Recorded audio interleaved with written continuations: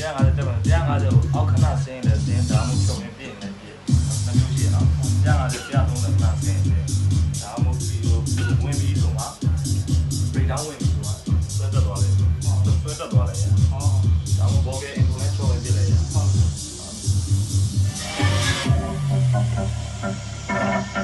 ို150တက်ပြမယ်ဒီတက်တော့